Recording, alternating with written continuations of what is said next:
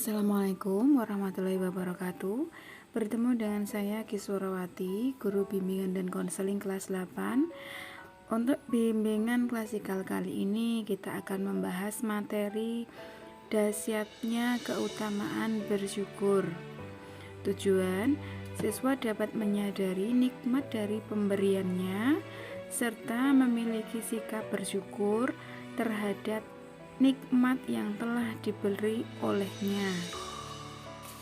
Yang pertama, manfaat bersyukur. Dalam kehidupan, kita pasti pernah mengalami hal yang membuat kita bahagia dan kadang juga malah membuat kita merasa menjalani hidup ini adalah sebuah penderitaan. Bersyukurlah atas kehidupan yang telah Allah berikan. Kita masih diberikan kesempatan untuk hidup, bernafas bebas, panca indera yang sempurna, dan lain sebagainya. Berikut manfaat bersyukur dalam kehidupan sehari-hari.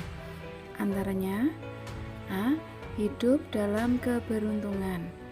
Orang yang selalu hidup bersyukur akan selalu berpikir positif di dalam setiap hal yang menimpanya, baik yang menyenangkan ataupun yang menyedihkan. B. Hidup dalam kebahagiaan. Orang yang bersyukur akan selalu merasa hidupnya penuh dengan kecukupan. Oleh karena itu, mereka selalu merasa bahagia karena yakin bahwa setiap apa yang dia peroleh itulah yang terbaik. Yang C. Memiliki wibawa di mata orang lain. Orang yang bahagia adalah orang yang hidupnya penuh dengan kebaikan. Mereka memiliki wajah yang dihormati dan disayangi oleh orang lain karena wajah mereka dihiasi oleh wajah yang penuh bersyukur. Yang D. Terlihat lebih rupawan. Menurut pakar psikologi, orang yang bersyukur akan memiliki wajah yang selalu tersenyum menjalani hidup, dan orang yang selalu tersenyum itu menambah kecantikan dan ketampanannya. Yang E. Awet muda dan panjang umur. Orang yang selalu bersyukur memiliki watak yang sabar, sedangkan orang yang sabar berdampak pada kesehatan dan awet muda karena otot wajahnya beraktivitas tidak terlalu banyak dibandingkan dengan orang yang memiliki watak pemarah. Yang kedua, akibat dan ancaman jika tidak mau bersyukur. Berikut akibat dan ancaman jika tidak mau mensyukuri nikmat. Di antaranya, A. Hidup menderita. Hidup rasanya selalu menjadi beban, iri dengan keberuntungan orang lain, dan enggan berusaha lebih baik. Mereka yang tidak mau bersyukur hidupnya penuh dengan kesusahan, suka mengeluh dan menyalahkan takdir. B.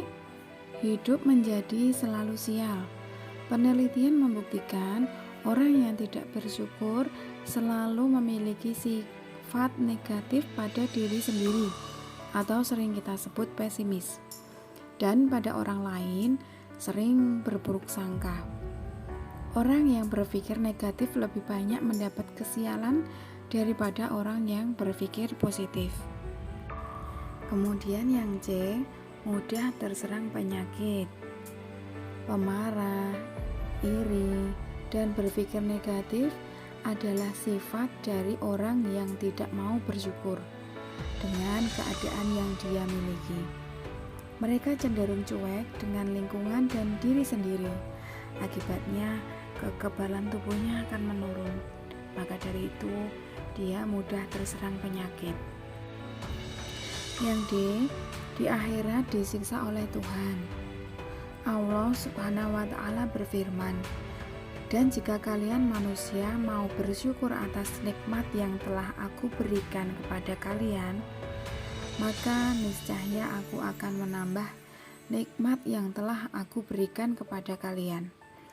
Dan jika kalian kufur atau tidak mau bersyukur, maka ketahuilah, niscaya siksaan itu pedih."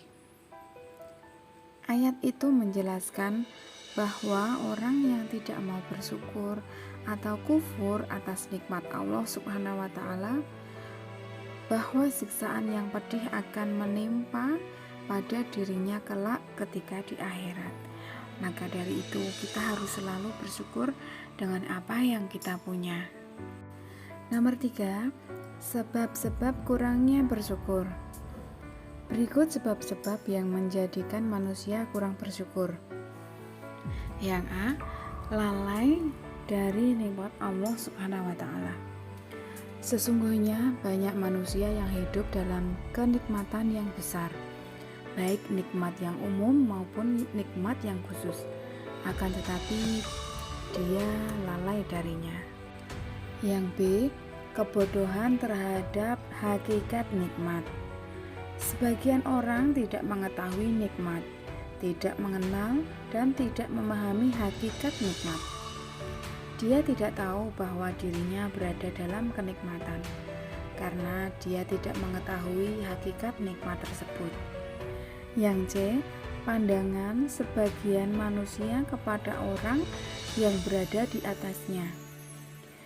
Jika seorang manusia melihat kepada orang yang di atasnya, yaitu orang-orang yang diberi lebih atasnya, dia akan meremehkan karunia Allah Subhanahu wa Ta'ala yang telah diberikan kepadanya, sehingga dia pun kurang dalam melaksanakan kewajiban syukur karena dia melihat apa yang diberikannya adalah sedikit.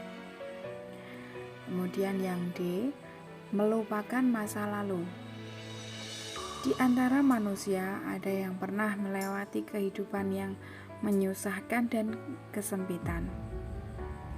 Dia hidup pada masa-masa yang menegangkan dan penuh rasa takut, baik dalam masalah harta, penghidupan, atau tempat tinggal.